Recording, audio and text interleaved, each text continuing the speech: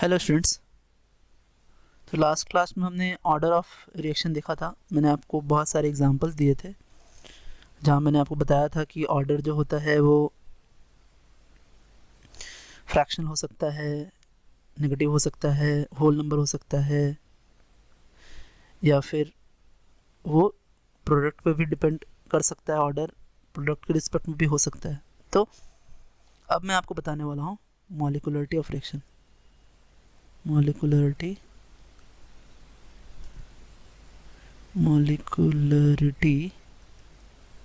Of reaction, आइए देखते हैं ना। सो मॉलिक्यूलरिटी ऑफ रिएक्शन क्या होता है? तो एक्चुअली जब भी कोई एलिमेंट्री रिएक्शन है ना, सो एलिमेंट्री रिएक्शन में है ना, जितने मॉलिक्यूल पार्टिसिपेट कर रहे होते हैं है ना, तो उसे ही हम क्या बोलते हैं? मॉलिक्यूलरिटी ऑफ रिएक्शन बोलते हैं। जैसे अगर एक बड़ा मॉलिक्यूल कन्वर्ट होकर के दो छोटे छोटे मॉलिक्यूल में चेंज हो रहा है तो यहाँ मॉलिक्यूलरिटी 1 है। अगर दो मॉलिक्यूल जो हैं वो आगे प्रोडक्ट्स में बन रहे हैं है ना, तो यहाँ मोलिकुलरिटी 2 है। और अगर तीन मॉलिक्यूल अगर आपके प्रोडक्ट में कन्वर्ट हो रहे हैं तो इसकी मोलिकुलरिटी 3 है। तो हम कह सकते हैं क्या कि इट इज़ है ना defined as total number of it is defined as the total number of molecule है ना, molecules of reactant है ना, which take part in a elementary है ना, elementary reaction है ना, with proper orientation है ना। तो क्या होता है कि जो आपका एलिमेंट्री रिएक्शन होता है, तो एलिमेंट्री रिएक्शन में जो आपके स्टोइकियोमेट्रिक कोफिशिएंट का सम होता है वही आपका मोलिकुलरिटी ऑफ रिएक्शन कहलाता है।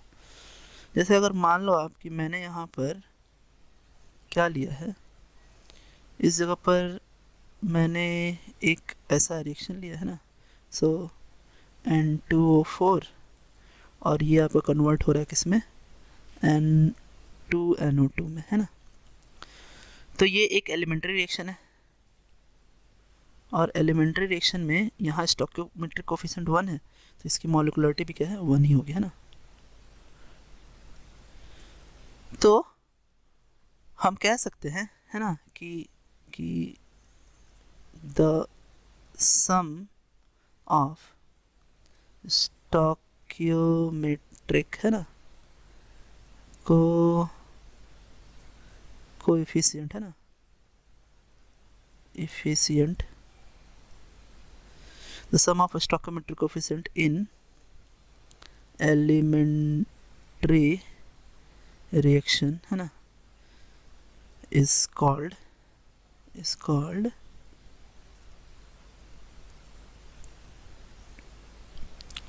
molecularity है ना। तो अब खास बात क्या है कि मॉलिक्यूलरिटी जो होती है वो अभी वो यहाँ पे मैं एक नोट लिख देता हूँ आपके लिए है ना, इट कैन नॉट बी है ना मोर देन 3, बिकॉज ऐसा इसलिए होता है क्योंकि फिर प्रॉपर ओरिएंटेशन नहीं मिलेगा स्पेस में है ना। So because 4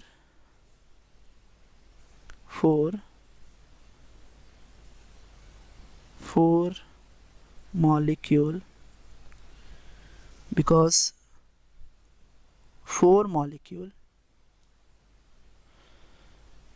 do not have, है ना, because 4 molecule do not have proper orientation, है ना, do not have proper orientation, है ना,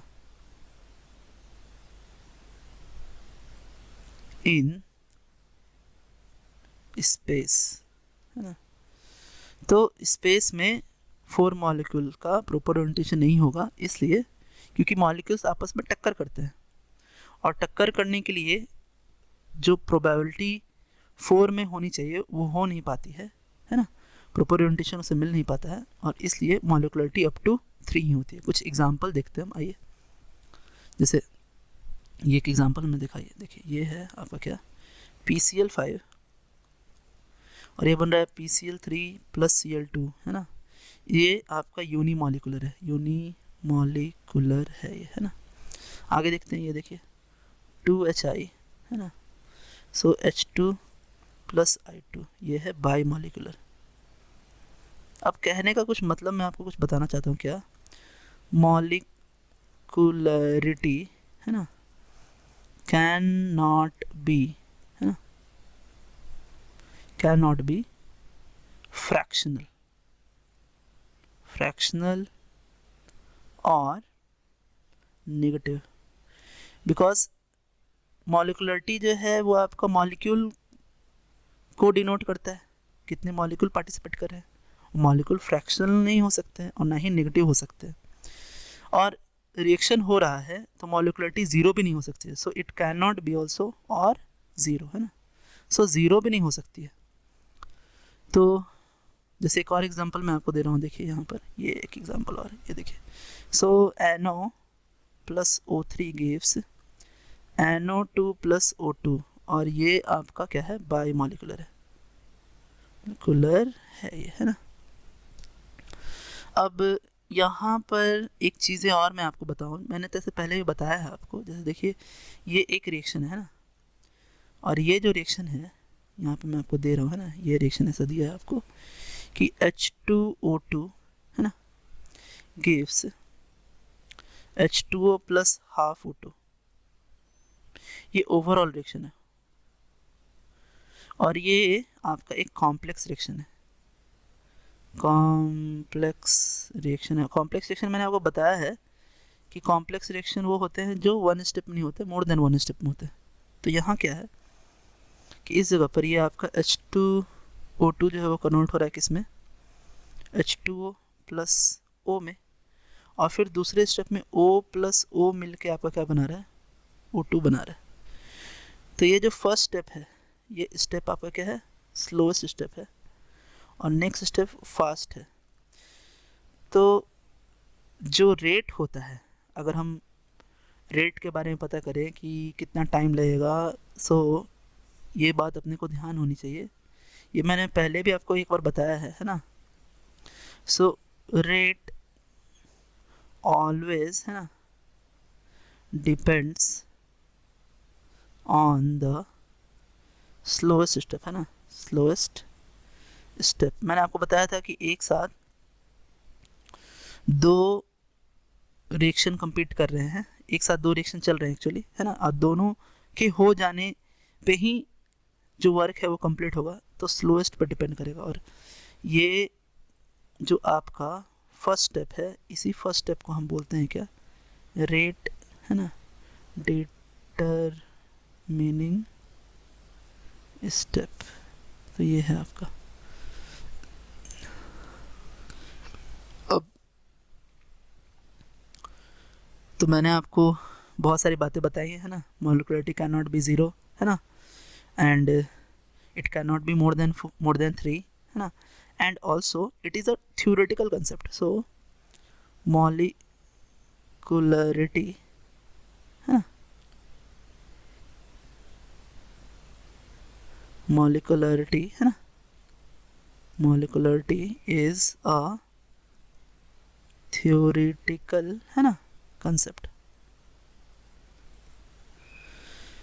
ये हमने एज अ थ्योरी हमने ये कंसेप्ट है ना, इसका एक्सपेरिमेंटली एक्सप्लेनेटली हम इसको नहीं डिफाइन करते हैं। तो स्टूडेंट्स आज हमने, है ना, मॉलिक्युलरिटी के बारे में पढ़ा, है ना। हमने देखा कि मॉलिक्युलरिटी एलिमेंट्री रिएक्शंस के लिए होते हैं, है ना। यहाँ हमने उसके बारे में अच्छे से देखा, कुछ एग्जांपल्स भी देखे, हमने रेट डिटरमिनिंग स्टेप के बारे में पता किया, ठीक है। तो आज के लिए इतना ही students, thanks, have a nice day students.